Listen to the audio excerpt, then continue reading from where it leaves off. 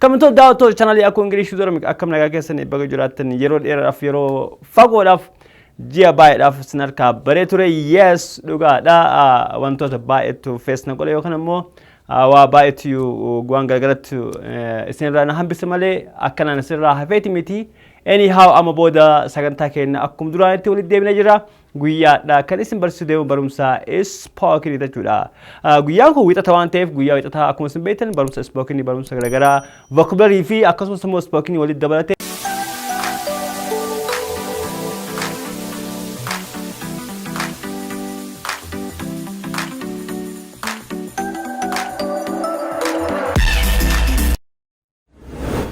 Hello ladies and gentlemen, welcome back to our YouTube channel, Aku English with Oromic. I'm Aku from School of American English. My dear sisters and brothers, for so long days or for so long months we didn't see each other, right? Yeah, I disappeared a lot. I know myself, because so many things just faced me. That's why I disappeared from you, just not for nonsense. Anyhow, I came up within my topic. Today, I'm gonna just teach you about spoken class. Kamantoota daawwattoota chaanalii akka Ingiliffaa Oromic akkam nagaa keessanii bakka jiraattan yeroo dheeraadhaaf yeroo fagoodhaaf ji'a baay'eedhaaf sin harkaa baree ture. Yes dhugaadha wantoota baay'eetu feesna qole yookaan immoo waa baay'eetu waan gargaaratti isinirraa na hambise malee akkanaan isinirraa hafeeti miti. Anyhow amma booda sagantaa keenya akkuma duraanitti walitti deebinee jira. Guyyaadha kan isin barsiisuu deemu barumsa spoken jechuudha. Guyyaan kun wixata waan ta'eef guyyaa wixataa akkuma isin beektan barumsa spoken barumsa garaagaraa vocabulary fi akkasumas immoo spoken walitti dabalate isin barsiisuu deema jechuudha. Kanaaf hanga xumura sagantaa kiyyaatti na wajjin turan affeera kiyyaa sagantaa kiyyaa akkuma duraanii barumsa kiyyaa akkuma duraanii subscribe like share akka naa gooftan kabajaan isin gaafadha. Alright, now collect mangala barumsa keenyatti haa deebinu without further ado. Alright. Today, as I told you in advance, we're gonna just learn about what? About spoken class. Through spoken class, our today's focus is hair description. It's hair description. Barumsa keenya haa ilaalu barumsa hair description jechuudha. Because last time we have started about describing people. As dura waa'ee description yookaan immoo akkaataa nama tokkotti describe goonu ilaalee jira. San keessaa appearance yookaan immoo the beauty of someone yookaan immoo bareeduma irratti focus goonee jira. Hadha immoo kan laallu inni lamaffaan is about hair description. What kinds of hair do you have, guys? Can you describe your hair? Yeah, you might have different hairs. Mankind is naturally they have different hair. Ilmi namaa kun uumamaan rifeensa garaagaraa qaba jechuudha. Rifeensa luucaa, qiciicaa, dheeraa, gabaabaa, diimaa, adii waan akkasii kan jedhamu jira. Akkasumas immoo malaaxaa yookaan immoo rifeensa namaa malaaxaa duubatti deemu. Akkasumas immoo rifeensa namaa arrii godhatu. Kunniin afaan Ingiliffaatiin haala kamiin ibsina kan jedhu walumaa laala jechuudha. Hanga xumuratti na wajjin turaan yeroo hundayyuu affeerraa. Alright, now let's see the first one. The first one said that he is bald. What is he is bald mean, guys? Yes, he is bald means if someone is out of hair totally.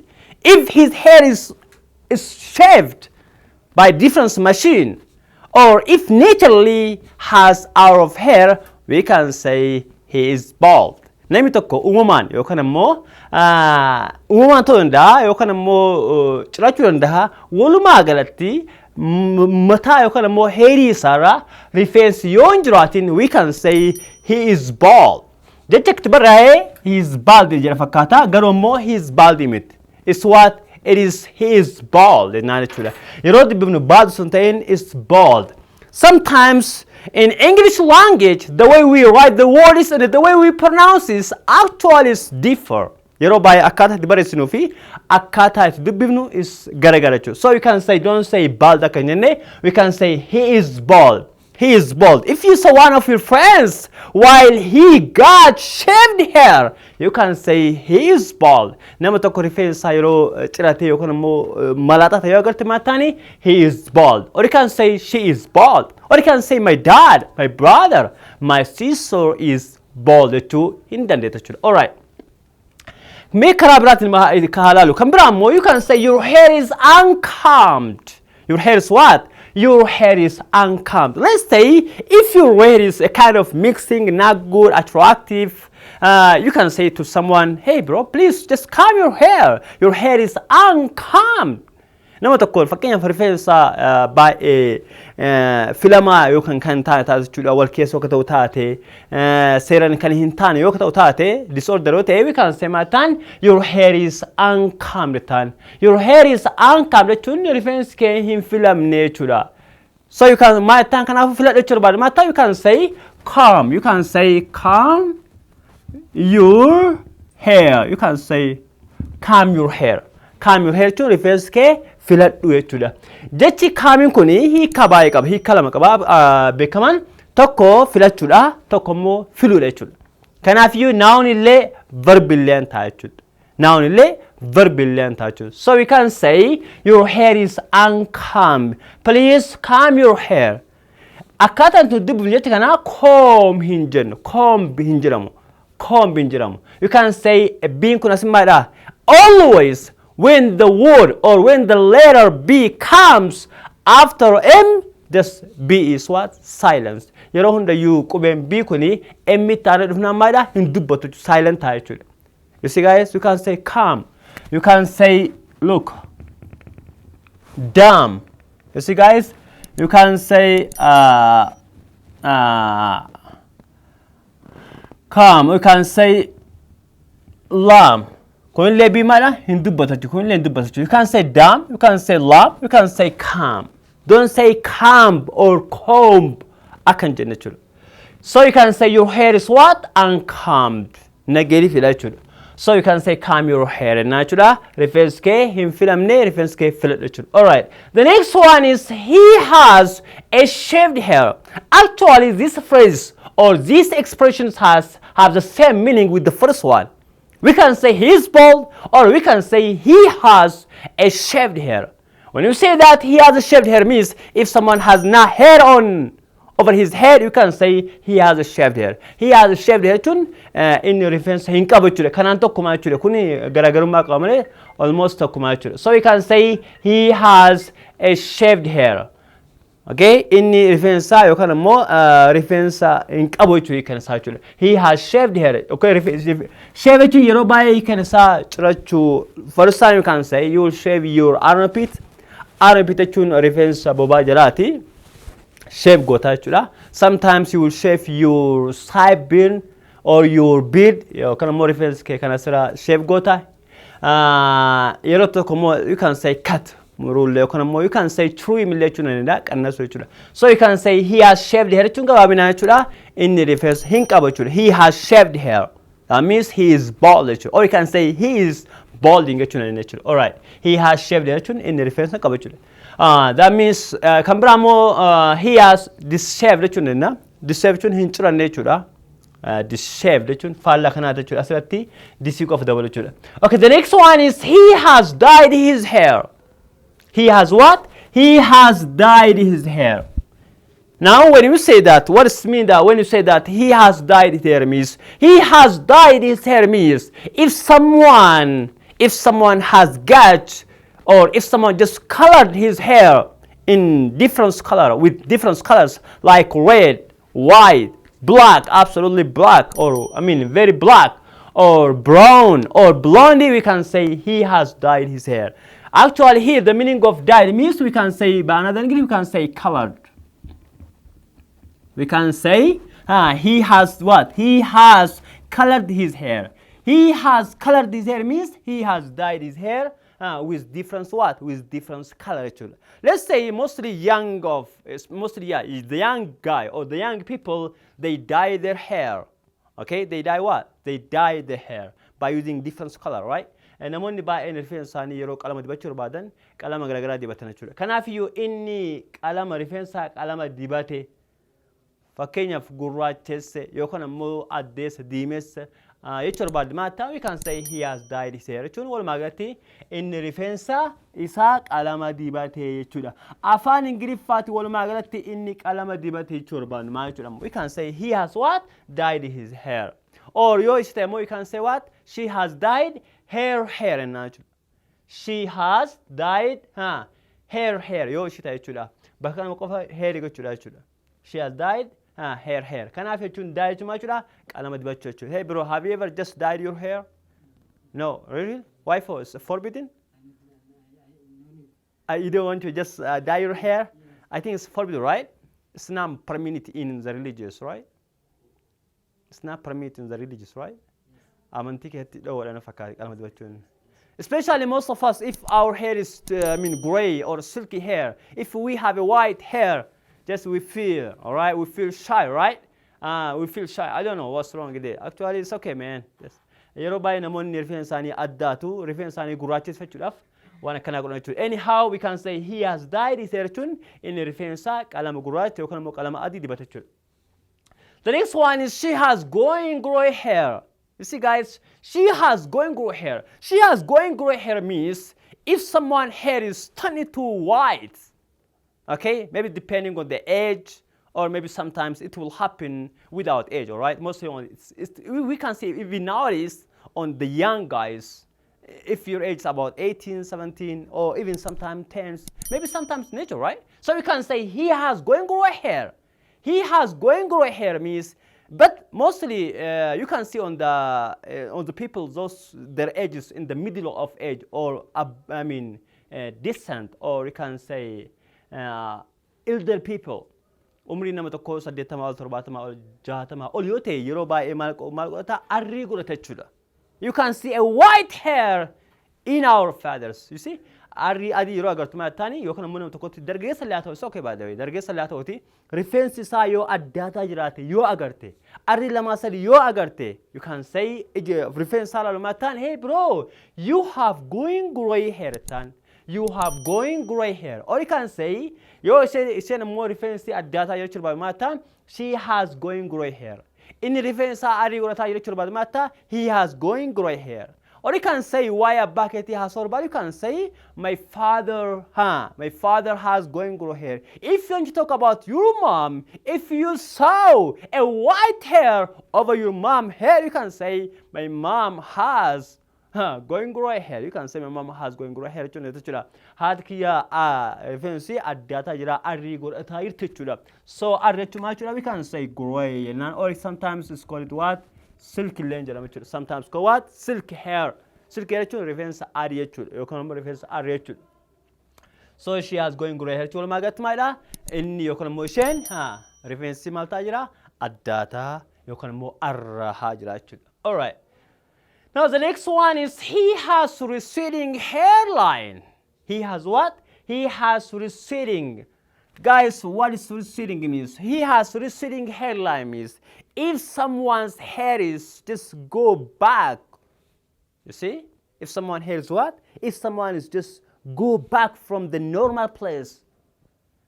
Let's say if mostly just our hair is come to front or around just forehead. But if you saw someone's while his hair is just in the middle of, you see guys, in the middle of just hairs, you can say, hey bro, you can say you have receding hairline. You can say you have receding hairline. Nama tokkoon rifeensa yoo duubatti deemaa jiraate yookaan immoo deemee qixxeera yoo gahe yeroo baay'ee agartan jedhee yaada. Dura kanaa dhumatee qixxeera faagaa. Yeroo qirxi yookaan immoo saara baafattan asirra faatoo ilaa jechuudha. Kanaaf iyyuu rifeensi nama tokko walumaa galatti duubatti yoo deemaa naan you can say you have or he has receding what? Hairline. Rifeensa duubatti deemaa jira. Kana jechuun jechuudha malaaxaa jira jechuudha gara biraatiin.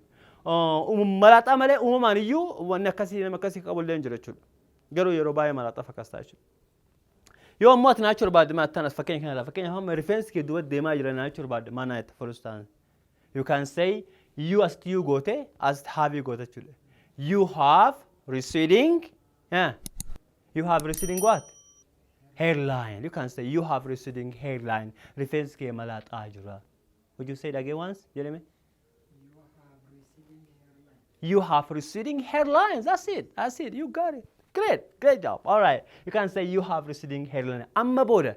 You wanna magartu hey bro, hey, what's up with you? Oh my God, you are about to bald. You have receding hairline. All right. The next one is he has a bald patch. He has what? he has a bald patch. He has a bald patch means it's similar with the first one, but this is a little bit different from the first one. You know what? When we say that he has a bald patch means if there is a small bald in the middle of hair, or in the middle of someone's hair, if you saw very small, which is curved hair, bald, you can say he has a bald patch. If it is a small patch, if it is what? A small bald patch. It's not that much big. It's not front. If it is what? In the middle of what? Someone's hair. We can say he has a bald patch. Mostly if you put on just a kind of, cape, yeah, sometimes what? It will happen bald in the middle of what? Your hair, especially at the back of your hair, all right? Yeroo baay'ee rifeensi nama tokko yoo agartee jiraattan jidduu isaanii malaxa. Duraallee malaxaa mostly yeroo baay'ee san malaxaan isatti gama jidduu kana jechuudha. Kanaaf malaxaan xiqqoo taate jechuudha. Malaxaa xiqqoo taatee qixxirratti yoo taate maannaan he has a bald patch. He has a bald patch yeroo baay'ee bakka tana qofa hin ta'in asittillee gubatuu danda'a. Yookaan ammoo asittillee gubatuu danda'a. Yookaan ammoo duuba kanattillee bakka lama asitti fa'aa gubatuu danda'a jechuudha. Walumaa galatti malaxaa xiqqoo wayii namarratti yoo agarre xiqqaa wayii namarratti yoo arganne yookaan as yookaan gubbaa yookaan qixa yoo agartanii maatan he has a bald patch jechuudha. He has a bald patch jechuudha. All right. Patch jechuun hiikan isaa yeroo baay'ee fiilmii ilaaltan namoonni tokko aktarii tokko iji tokko cufatanii iji tokkoon yoo banaa ta'e we can say eye patch jennaan. Akkasumas yeroo tokko immoo suree namoota garii naannoo kanaan citaa ta'e bakka takkaan hoo citaa ta'e we can say what? He has a bald trousers jennaan jechuudha. Bald trousers or we can say trousers patch jennaan jechuudha. All right. Akkasumas ammoo akka ittaan ammoo he has a toopy hair. He has a toopy hair means it's similar with wigs. Wigsiin beektan jedhee yaada. Wigs jechuun rifeensa artificial yookaan ammoo ofitti godhan jechuudha. This is similar to this one. Tokkuma garuu ammoo toopy is mostly we use for men, only for men, all right? And only for men and only just for the half of your head. Yeroo baay'ee toopy ka fayyadamnu wanta pilaastikarraa ijaarame wayii jechuudha. Pilaastikarraa ijaarame rifeensi keenya malaxaa yoo ta'e malaxaa ta'ee qixxee kana ol yoo ta'e yookaan immoo qixxarratti yoo ta'e laastika itti goonee rifeensa wayii keenya malaxaa yoo ta'e cufuu hin dandeenye jechuudha. Rifeensa artificial fayyadamne jechuudha. Kanaafiyyuu wanni kun toopy hair jedhama. Jechuun hin dalagama. I will show you the picture. Fakkiin as agarsiisuu danda'a.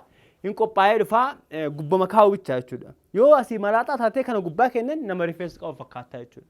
Kanafu is a kind of artificial hair jechuudha, which is a very fake jechuudha. So we can say he has a toopy hair. He has what? A toopy hair jechuun nama rifeensa artificial fayyadamee ofitti godhatee kan deemu jechuudha. Wigs jechuun yeroo baay'ee shamarra kan fayyadamtu which is cover all of your hairs. Wigs ammoo rifeensa guutuu hin cufaa jechuudha.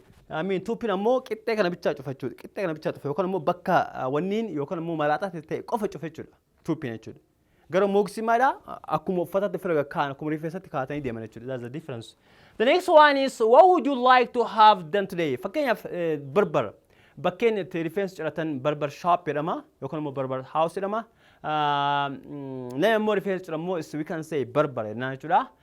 Fakkeenyaaf namicha rifeensa sirraa ciru nama tokko rifeensa cirachuu barbaade yoo isin jedhe sibira yoo dhufe rifeensi kee akkamitti cirachuu barbaade yookaan ammoo maal barbaade jechuu barbaade maata you can say what would you like to have done today hadha akkamitti cirate gaafshanne jechuudha. Nama rifeensa ciru jechuudha. We can say what would you like to have done today? What would you like to have done today? Hadha akkamitti cirachuu jechuudha. Okay, you can say I would like to get or I would like to have my hair cut. Okay, rifeensi kee cirachuu barbaada. Okay, rifeensi kee qirxii baafachuu barbaada. You see? Rifeensi kee qalama dibachuu barbaada. Rifeensi kee parmii gochuu barbaada jechuu barbaada. Maataan I would like to get or I would like to have my hair cut. Rifeensi kee cirachuu barbaada. Walumaa galatti mana rifeensaa hixee rifeensi cirachuu barbaada jechuu barbaada. Maata I would like to have my hair cut. You see, I would like to have my hair cut. Ristro bira nama kophee xalagu bira kophee kee xalagachuu barbaada. Ofii keetii yoo ta'e namni yoo si xalage namni yoo asii godhe maataan I would like to have my shoes brush or clean jettaan. Konkolaataa kee dhiqachuu barbaada. You can say bicycle kee dhiqachuu barbaada. Maataan you can say I would like to have my bicycle or my car wash jechuudha. Kuni qualitative verbs waan jedhamu jira fuulduratti ni baranna jechuudha waa'ee kana. The next one is he has shoulder length hair. he has shoulder length jechuun yookaan immoo she has shoulder length jechuun namni tokko rifeensi yoo as yookaan immoo ceekuu yoo ga'e maal jechuudha we can say she has shoulder length hair inni haala kanaan ibsuu jechuudha. Okay, nama tokkoon yookaan immoo mana rifeensaa dhaqxee qirxii baafachuu barbaada yookaan immoo qirxii naa baasuu inni ta'uu barbaada. Maata you can say can I get a line up? You can say okay, can I get a line up? Mana rifeensaa dhaqxee qirxii naa baasuu inni ta'uu. Can I get a line up please? Can I get a line up? Qirxii jechuun maal jechuudha? Asirratti baasa kana jechuudha. Can I get a line up please? Jechuudha. Qirxii naa baasuu inni jechuudha. Haala kana fayyadamuu dandeenya jechuudha. Kuni expression actually is not only this one kana qofa miti baay'ee jira jechuudha. Now let's see some tips or words which is related to this hair description. Mee warroota tokko kana immoo wantoota description rifeensaa ta'an muraasa ilaaluuti. The first one is red hair. Red hair jechuun nama rifeensaa diimaa jechuudha. He has red hair, she has red hair, they have red hair jechuudha. Kan itti aanu immoo blondie hair. Blondie hair jechuun nama rifeensaa warqii fakkaatu. Can say blondie hair. Nama rifeensaa akka warqii jiru jechuudha. The next one is you can say he or she has white hair. Rifeensi adiidha, adii qabdi, inni adii qaba jechuudha. Or you can say she has a pigtails. A pigtails jechuun when someone's hair is weaved in two parts or into place. Weave jechuun dhawudha yeroo baay'ee weavii fayyadamna. Okay, or you can say twist nani. Okay, weave jechuun dhawu jechuudha. Rifeensa dhawu jechuudha. We can say pigtails. Mostly shamarri yeroo baay'ee rifeensaanii bakka lama dhahan jechuudha. Okay, bakka lamatti yeroo dhahanii ariifatanii bakka lamatti yoo dhahan garanaa fi ganatti yoo dhahanii okay, bakka lamatti yoo hidhan jechuudha. We can say pigtails and she has a pigtails or he has a pigtails and naturally. Kan itti aanu immoo ponytail. Ponytail jechuun immoo faallaa kanaati.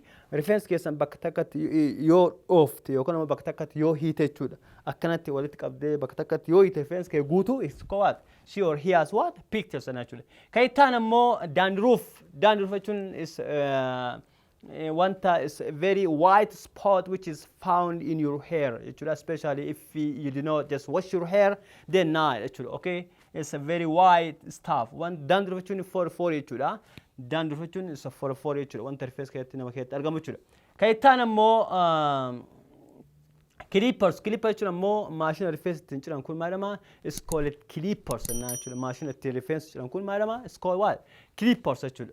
Kaitan mo ka shamara ka reference tingoifatan len jira ka ira len jira we can say hair dryer and we can say hair dryer actually ka reference tingoifatan actually. Kaitan mo curly hair actually is similar with kinky hair. Curly actually lucha fakata garu ba elle lucha miti garu reference akka lucha actually. Now we can say curly hair actually reference akas gudda actually. Kaitan mo kinky hair actually mo reference qicicha actually qicicha kan hin guddan we can say kinky hair naturally. Kinky hair actually reference good I mean hin guddan yokan mo kan yero bay shamaran yo agarte jiratan reference ani akkanatti akkana godani guddisan actually akkana guddisani mambarani fa guddisani that's called kinky actually. Dirata mo yero bay reference qicicha ju kan olin guddan kan gogoga fi kan reference jajjabaatu jechuudha. We can say kinky hair naturally. Curly hair jechuun diqqishu yeroo baay'ee imma marama akkanatti mambaranii yeroo maashina mambaranii akkana waa agartanii jettan that's called curly hair na yeroo baay'ee akkana mambaranii kan dhiisan jechuudha. Kan itti aanu immoo braids hair jechuun immoo shurrubbaa jechuudha. We can say braids hair jechuun shurrubbaa jechuudha. Shurrubbaa yeroo dhaatan beetanii that's called braids hair na. Kaitanamo is a sideburn hair. Sideburn hair is a hair that grow on the side or on the cheek. Yoruba sideburn reference areda kan madditti bahu kana sideburn hair nan reference maddi bahu Yoruba ira gubbarata jechuudha. Kaitanamo wavy hair mo reference ba elucha akkana gajjara jechuudha. Reference wavy hair reference akkana jechuudha. Reference Yoruba akkana jechuudha. By very smooth and straight actually by reference straight hair like amul jira yero by akka bishan dambali akkana jedhe sun maana we can say it's wavy hair. That's called wavy hair actually. The next one is mustache. Mustache reference anfarro yokana mo rifeensa naannoo funyaan jalatti biqilu maannaa we can say mustache jechuudha.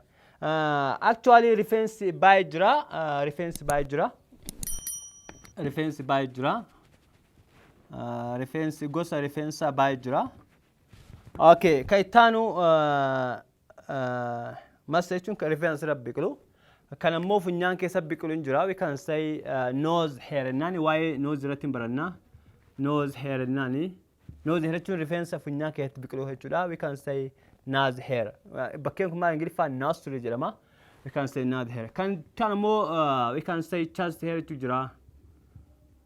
Okay, chest hair jechuun rifeensa chest yookaan ammoo qoma irratti biqilu maannaan. We can say chest hair. Kan ammoo bobaa jalatti biqilu maannaan we can say armpit hair naani. Armpit hair naani jechuudha. Armpit hair. Kan biraa ammoo is kinds of hair that grow around the sex organ. Kan naannoo qaama isaarratti ba'u hin jira. Yeroo baay'ee dhiirarraa fi shamarratti illee argama. Yeroo baay'ee that's called is a pubic. We can say pubic hair naani jechuudha. Rifeensi naannoo qaama isaarratti biqilu jechuudha. We can say pubic hair naani jechuudha. Alright, rifeensi kun baay'inaan kan isin beektan jechuudha. Nama hundarratti kan mul'atu jechuudha. Kan ittaan ammoo is beard jechuun ammoo areeda jechuudha. We can say beard jechuun areeda. Kan ittaan ammoo goatee beard jechuun ammoo nama areedi isaa naannoo kana qofa irratti akkana akka ra'ee gad dheeratu maannaa. We can say goatee beard jechuudha. We can say goatee beard jechuun akkanatti gad dheeratu jechuudha. Asiin hin qabu, eessa qofan qaba? Asumaan qaba jechuudha. Haga rifeensa ra'ee qaba jechuudha. So it's called what? It's a goatee beard jechuudha. Maqaa goatee irraa dhufe we can say goatee beard jechuudha. So kunin haala kanaan waa'ee rifeensa keessanii haasa'uu hin dandeettanii. Kana qofaa miti baay'ee jira. Rifeensa brown jira, rifeensa white ni jira, rifeensa baay'ee jira. Garuu haguma isin beektanii fi kan irraa isin fayyadamtan jedhee expressionii fi jechoota muraasa asitti akka eebbatti kan isinii fide jechuudha. Walumaa galatti barumsa hadhaaf qopheessee isinii dhiyaate yookaan immoo isinii dhiyeesse kana fakkaata yeroo taanu waa'ee eye descriptionii baran jechuudha. Waa'ee ija akkamiitu akka jiru. Ilmi namaa kun ija akkamii qaba? Ija akkamii fa'aa beektan? Okay? Nyaara akkamiitu jira? Wanta ijaa wal qabatu hundayyuu maal akka ta'e ni baran jechuudha. Yeroo taanu hadhaaf barumsa kiyya asumatti xumura. That's all what I have for you for today. Thanks a millions for your time and patience. If you have any question, you can ask me on the comments. If not, thank you. Bye. Have a nice time.